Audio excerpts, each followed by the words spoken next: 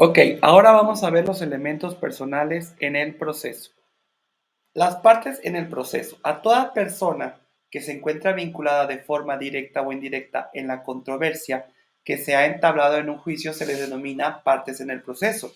Las partes que intervienen de forma directa en una controversia se dividen en dos instancias: quienes hacen la reclamación a través de un escrito de demanda, a quien en la práctica se le conoce como parte actora, y quien resulta demandado. Ambas partes pueden integrarse por más de un sujeto, es decir, podrá haber pluralidad de actores o pluralidad de demandados. De cualquier forma, se identificará a los participantes bajo estos términos según sea el caso.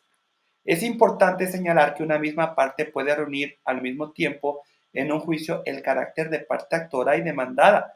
Será parte actora la que entable la controversia contra una persona, y también puede ser demandado de forma simultánea cuando el demandado produzca su contestación a la demanda y reconvenga al actor, es decir, la contrademande. Relevante es asimismo distinguir a los sujetos procesales de las partes en el proceso. Se establecen como partes en el proceso a quien esté directamente vinculado con la controversia y a quien pueda perjudicar o beneficiar de forma inmediata la sentencia que se llega a dictar. Serán sujetos procesales aquellas personas a quienes no les afecta el resultado de la sentencia o bien los acuerdos a los que pueden llegar los directamente involucrados, pero que también intervienen en el juicio. Ejemplo de ello es el juez, quien como tercero imparcial tiene la función de dirigir el proceso y dirimir la controversia en su caso.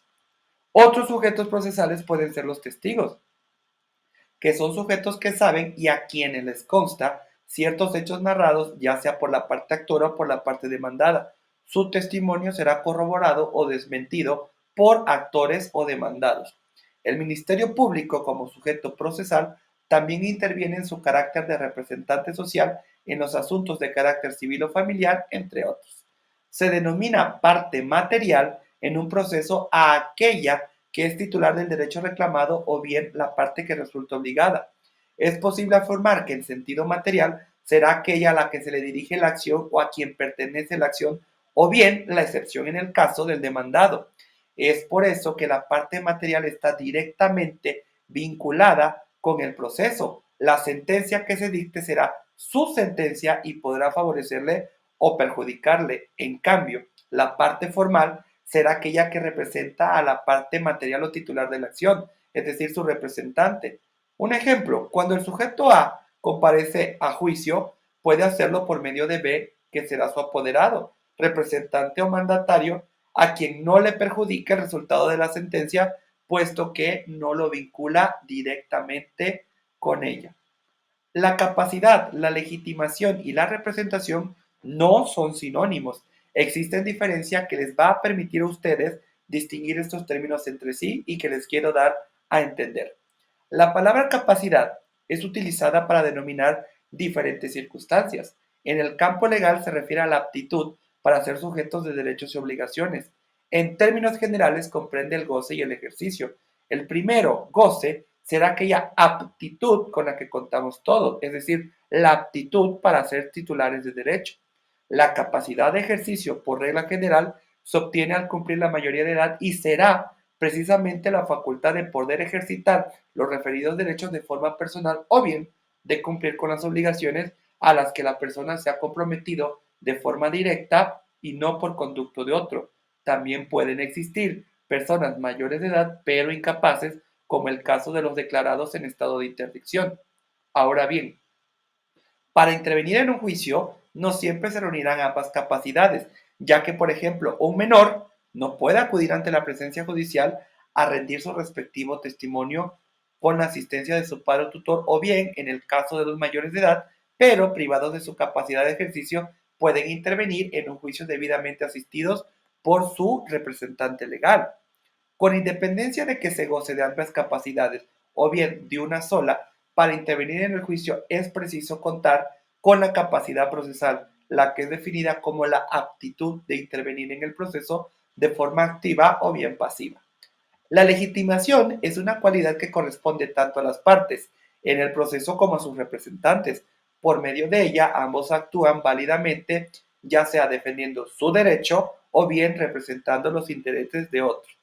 Finalmente, van a denominar representación a la facultad que tiene un sujeto para suplir a otro. En términos jurídicos se refiere a hacer las veces de. ¿Qué quiero decir? En intervenir en nombre de una persona o personas en específico de quien se ha obtenido precisamente esa autorización. Ustedes como abogados, por lo general, siempre van a acudir a un juicio representando a la parte que les haya contratado para tal fin. Además de asistir a esta debidamente dentro del proceso, también deberán comparecer a juicio en nombre del actor o del demandado, según sea su caso. ¿Qué pasa con el mandato judicial? De acuerdo con nuestro Código Civil, mandato es aquel contrato en virtud del cual una persona a quien la ley denomina mandatario se obliga a ejecutar por cuenta y a nombre de otro, a quien se le denomina mandante, los actos jurídicos que se le hayan sido encomendados. El mandato judicial es una encomienda que se hace en un juicio para que se intervenga en nombre y representación de la persona o personas que han contratado para tal fin. El mandato judicial es una prerrogativa de la que gozará una persona para fungir en nombre de otra y esta debe de estar reconocida y autorizada judicialmente. ¿Qué quiero decir? Que el juez deberá autorizar este tipo de intervenciones y se fijarán las reglas al respecto. La gestión de negocios es el acto por medio del cual una persona, sin ser mandatario y sin encontrarse obligado, se encarga de un asunto de otro, obrando desde luego conforme a los intereses del dueño del negocio. Un ejemplo corresponde a los tiempos de campañas electorales, en los que una persona autorizada por determinado partido político ofrece de forma gratuita gestionar pago de nuestros respectivos de servicios como la luz o el impuesto predial, además puede incluso prometer un descuento adicional en dicho pago. Esta persona gestiona un negocio ajeno sin encontrarse obligado a ello y obrando conforme a los intereses del titular de los referidos servicios. Ahora, terceros y terceristas. Aunque tercero y tercerista parecen ser lo mismo, existe diferencia sustancial entre ellos, la cual también se las voy a explicar. Tercero, hablando jurídicamente, lo van a entender como la persona que no interviene en la celebración de un acto jurídico y que además no se encuentra representada legal o convencionalmente en el mismo. Será tercero todo aquel que no se encuentre formando parte directa del juicio. ¿Qué quiero decir? Que no sea actor ni demandado, sino que pueda ser un testigo, un perito u otra figura. Aun cuando no tiene interés en el juicio, el tercero es llamado a intervenir en el mismo por alguna circunstancia especial.